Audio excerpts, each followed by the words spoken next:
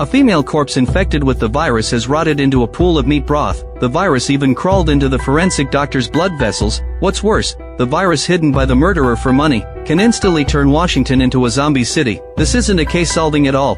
It's clearly a biohazard breaking into a vegetable market. No one expected that an ordinary looking corpse would trigger a life and death scenario of racing against the virus. In the morning, the biohazard alarm in the forensic laboratory suddenly blared. The doctor from the CDC, who had fought on the front lines of the epidemic in Turkey and debated professionally with the WHO, exclaimed what the hell when he arrived at the laboratory door with the virus-infected corpse. This virus is so bizarre that it could be the subject of a serial science horror story. Ordinarily, it takes at least 3 to 4 days for flesh-eating viruses to gnaw through muscle, but the bones of this corpse were not as if soaked in strong acid, and this only happened within 24 hours. What's even more shocking is that the virus, like wearing an invisibility cloak, has hidden its transmission route extremely well. The corpse was dug out from a garbage dump in a biohazard waste factory. It formed a toxic garbage alliance with animal medical waste. The doctor came to perform an autopsy, hoping to find out the nature of the virus and identify the mastermind behind the infection source. After everyone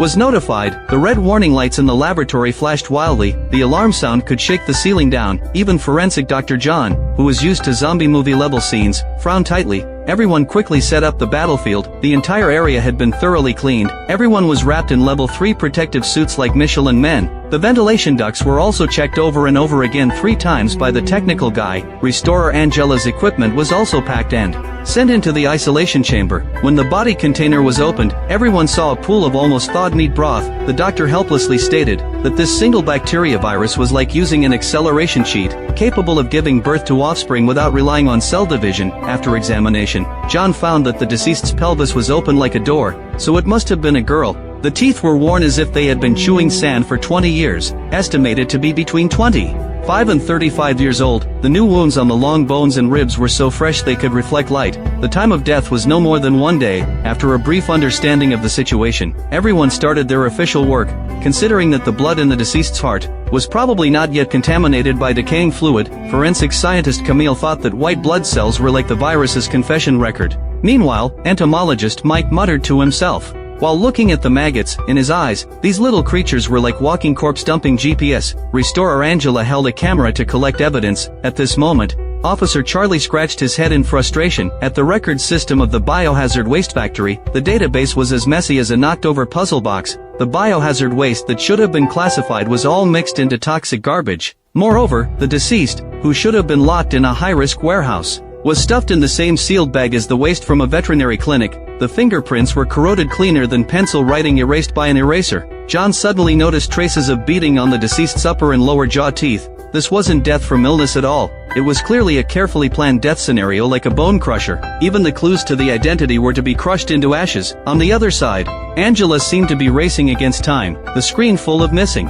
person's data was like a dense fog. The deceased's unrecognizable features made confirming the identity extremely difficult. At the critical moment, John, like a bone detective with a cheat code, made a series of comparisons based on the deceased's jawbone. He pulled out the name Laura from the massive amount of data. Meanwhile, psychologist Mary immediately found Laura's fiancé, Ivan. Upon hearing the sad news, Ivan was so grief-stricken that he could hardly breathe. It turned out that the two were about to get married, and both of them were journalists. However, unlike himself, who loved exploring restaurants, Laura specialized in writing articles exposing social dark secrets. She would often disappear for a long time for her writing. As far as Ivan knew, before the incident, Laura was tracking a sensational story that could become headline news. She was actually investigating the secrets of virus experiments conducted by pharmaceutical companies. Laura was as secretive as if she were guarding state secrets. Even Ivan didn't know the content before she finished writing the draft. At the same time, Angela used her hacking skills to instantly crack Laura's encryption system. In the hidden virus mutation folder, Laura's notes from interviewing virus expert Dr. Anna were glowing green. This Dr. Anna was really something. She was both an alchemist in the field of virus mutation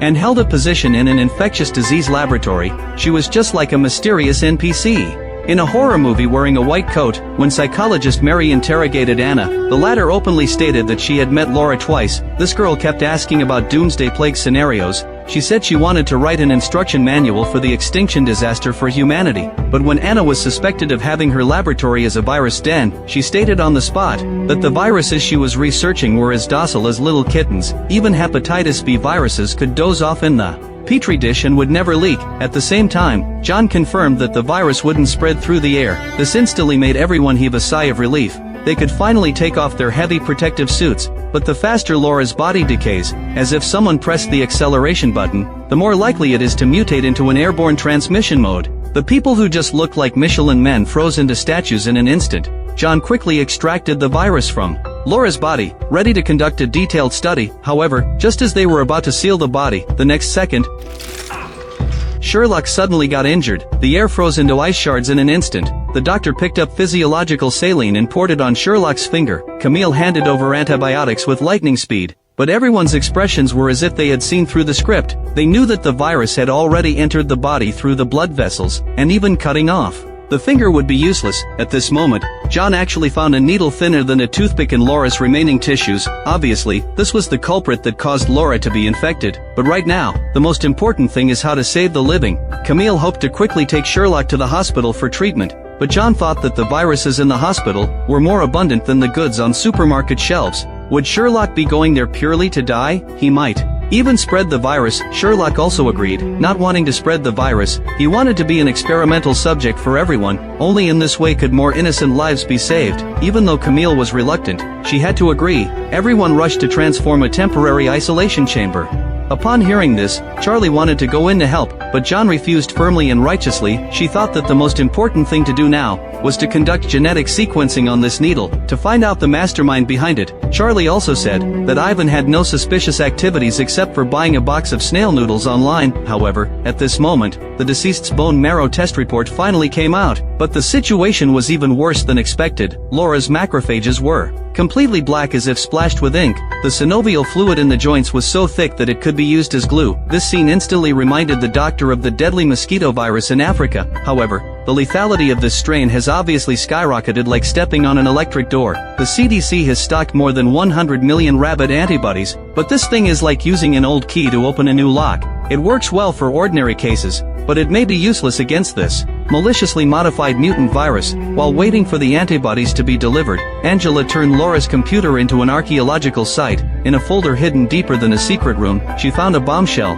It turned out that Laura was investigating a private laboratory that administers stimulants to horses. The owner is George, a wealthy man who owns more than 30 racehorses. Moreover, the emails between Laura and George were very ambiguous. The interview content often mentioned sexual activities. When questioned, George said that he had a sexual relationship with Laura but didn't kill her. He then threatened not to speak until his lawyer arrived. The bioterrorism team rushed to his laboratory and rummaged through everything but only found a pile of veterinary stimulants. There wasn't even an instrument capable of modifying viruses. It turned out that this guy was just someone who administers protein powder to horses and had nothing to do with virus modification. Just then, the CDC finally delivered the serum. However, the situation wasn't optimistic. The area where Sherlock was injected in his arm was still red. The heart rate monitor was racing. He was convulsing like a shrimp being electrocuted. At the critical moment, Camille picked up the blood pressure lowering medicine and injected it into Sherlock's vein. Sherlock's heartbeat then switched from a disco mode to a jogging mode.